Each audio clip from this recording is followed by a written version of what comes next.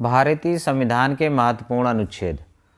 भारतीय संविधान के मूल में 22 भाग 395 अनुच्छेद व 8 अनुसूचियां थीं। वर्तमान में अनुच्छेदों की संख्या बढ़कर 470 हो गए हैं और वर्तमान में अनुसूचियों की संख्या बढ़कर 12 हो गए हैं। भाग 1 में संघ एवं उसके राज्य क्षेत्र का वर्णन किया गया है। यह अनुच्छेद 1 से लेकर 4 तक है।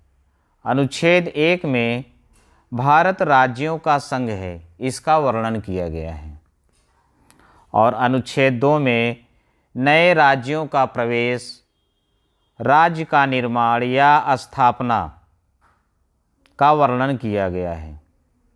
जब कोई बाहरी क्षेत्र राज्य जब सम्मिलित किए जाते हैं तो वह अनुच्छेद 2 के अंतर्गत आता है। दूसरे शब्दों में कह सकते हैं, जब कोई प्रदेश किसी दूसरे देश के कब्जे में रहता है, जब उस प्रदेश को लाया जाता है तो उसे अनुच्छेद 2 में लाया जाता है। अनुच्छेद 3 में किसी राज्य के क्षेत्र, नाम और सीमाओं में परिवर्तन किया जा सकता है, इसका वर्णन किया गया है। किसी राज्य के नाम, क्षेत्र, निर्माण का प्रावधान अनुच्छेद 3 के अंतर्गत आता है। कभी कभी एग्जाम में प्रश्न आता है, नए राज्य के निर्माण की शक्तियाँ किसे प्राप्त है? तो इसका आंसर होगा कि नए राज्य के निर्माण की शक्तियाँ संसद को प्राप्त है। उदाहरण के तौर पर तेलंगाना राज्य का जो निर्माण हुआ है वह अनुच्छेद 3 के तहत किया गया है। भाग 2 में नागरिकता का वर्णन है, जो अनुच्छेद 5 से लेकर 11 तक है। भाग 3 में मौलिक अधिकार का वर्णन किया गया है, जो अनुच्छेद 12 से लेकर 35 तक किया गया है और भाग 4 में नीति निर्देशक तत्वों का वर्णन किया गया है, जो अनुच्छेद 36 से लेकर 51 तक है। उसके बाद आता है भाग 4A। भाग 4A में 51A अनुच्छेद जोड़ा गया, जो मौलिक कर्तव्य को जोड़ा गया था। मौलिक कर्तव्य को स्वर्ण सिंह की सिफारिश पर 42वें संवैधानिक संशोधन द्वारा वर्ष 1976 में इसे जोड़ा गया। इसे कब जोड़ा गया? वर्ष 1976 में। और मौलिक कर्तव्य को किस देश से लिया गया है? तो मौलिक कर्तव्य को रूस देश से लिया गया है। उसके बाद फिर आते हैं राष्ट्रपति। अनुच्छेद 52 के अनुसार भारत में एक राष्ट्रपति का पद होगा। यदि भारत में राष्ट्रपति का पद होगा तो उनकी शक्तियां भी होगी और उनके कार्य भी होंगे, उनका निर्वाचन भी होगा और महाभियोग भी होगा। तो अनुच्छेद 52 के अनुसार भारत में एक राष्ट्रपति का पद होगा और अनुच्छेद 53 के अनुसार राष्ट्रपति को शक्तियां व कार्य अनुच्छेद 53 के तहत दी गई हैं या उनका वर्णन किया गया है। अनुच्छेद 54 के अनुसार एक निर्वाचक मंडल की व्यवस्था की गई है। राष्ट्रपति के लिए एक निर्वाचक मंडल की व्यवस्था की गई है और उस निर्वाचक मंडल में लोकसभा व राज्यसभा के निर्वाचित सदस्य और राज्यों की विधानसभाओं के निर्वाचित सदस्य भाग लेते हैं। राष्ट्रपति के निर्वाचन में लोकसभा व राज्यसभा के निर्वाचित सदस्य और राज्यों की विधानसभाओं के निर्वाचित सदस्य भाग लेते हैं, परंतु इसमें मनोनीत सदस्य भाग नहीं लेते हैं। इसके बाद आता है अनुच्छेद 61। अनुच्छेद 61 राष्ट्रपति के ऊपर महाभियोग लगाने से संबंधित है। तो राष्ट्रपति के ऊपर महाभियोग लगाने के पूर्व इसकी सूचना देनी चाहिए और कितने दिन पूर्व सूचना देनी चाहिए? 14 दिन पूर्व। तो राष्ट्रपति को पद से हटाने के लिए महाभियोग लगाया जाता है और महाभियोग लगाने से पहले राष्ट्रपति को इसकी सूचना 14 दिन पूर्व देनी होती है। महाभियोग का प्रस्ताव संसद के किसी भी सदन में लाया जा सकता है। उसके बाद आता है अनुच्छेद 72। अनुच्छेद 72 में राष्ट्रपति को क्षमा दान की शक्तियां दी गई हैं। राष्ट्रपति के पास इतनी शक्ति होती है कि वह मृत्युदंड पाए व्यक्ति को क्षमा कर सकते हैं या उसे आजीवन कारावास में बदल सकते हैं।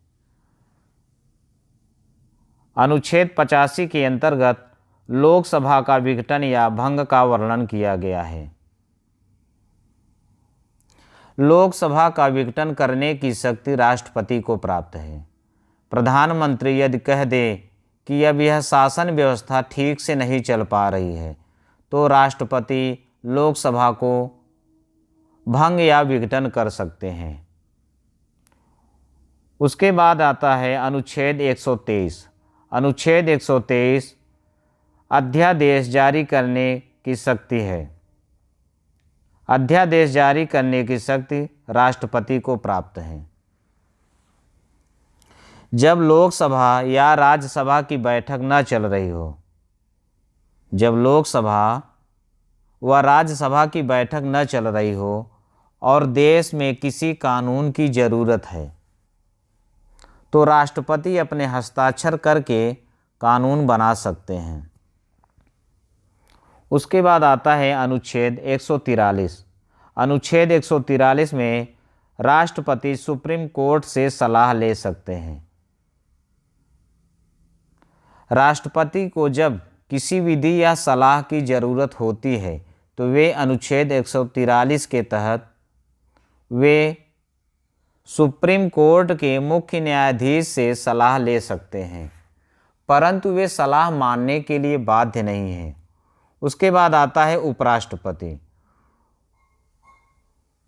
अनुच्छेद 63 के तहत भारत का एक उपराष्ट्रपति पद होगा। इस प्रकार अनुच्छेद 63 में उपराष्ट्रपति पद का वर्णन किया गया है। अनुच्छेद 64 में उपराष्ट्रपति राज्यसभा के सभापति के रूप में कार्य करते हैं, इसका वर्णन किया गया है। राज्यसभा का जो सभापति होता है वह उपराष्ट्रपति होता है। उपराष्ट्रपति को जो वेतन मिलता है वह राज्यसभापति का कार्य करने के लिए वेतन दिया जाता है। उसके बाद आता है प्रधानमंत्री। प्रधानमंत्री अनुच्छेद 74 में मंत्रिपरिषद का गठन किया गया है। अनुच्छेद 74 के अंतर्गत मंत्रिपरिषद के गठन का वर्णन किया गया है। राष्ट्रपति को सहायता व सलाह देने के लिए एक मंत्रिपरिषद के गठन की व्यवस्था की गई है और अनुच्छेद 75 में प्रधानमंत्री पद की व्यवस्था की गई है। मंत्रिपरिषद के प्रधान को प्रधानमंत्री कहा जाता है।